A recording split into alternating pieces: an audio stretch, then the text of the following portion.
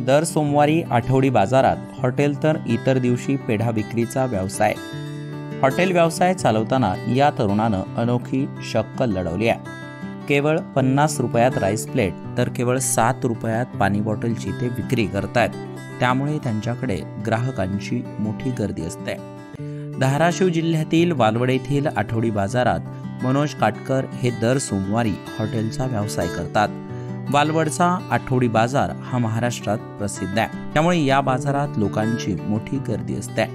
त्या ठिकाणी मनोज काटकर हे पुरी भाजीच्या राईस प्लेटची विक्री करतात। हा व्यवसाय त्यांच्या वडिलांनी 25 वर्षांपूर्वी आठवडी बाजारात सुरू केला होता।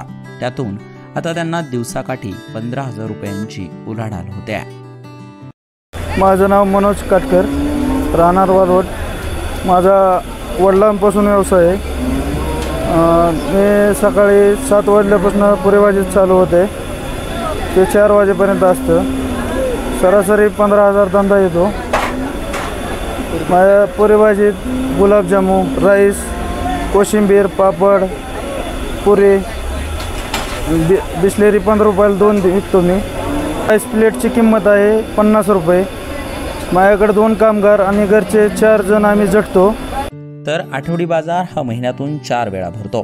त्यानंतर उर्वरित दिवशी ते वालवड येथील बस स्टँडवर पेढा विक्रीचा व्यवसाय करतात। त्यातून दिवसाकाठी 1 ते 1,500 रुपयांची उलाढाल होते। आठवडी बाजार वालवड येथे आमच्या पिढ्यानपिढ्या चालत येणारा धंदा म्हणजे हॉटेल।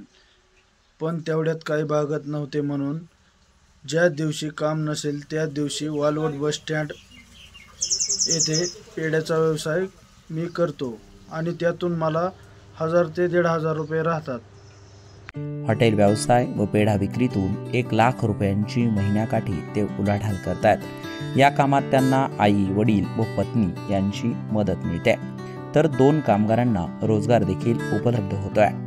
खरं तर आठवडी बाजारात आठवड्यातून 1 दिवस हॉटेल सुरू करून उर्वरित दिवशी देखील व्यवसाय करणाऱ्या मनोज काटकर यांची यशोगाथा अनेकांसाठी प्रेरणादायी आहे।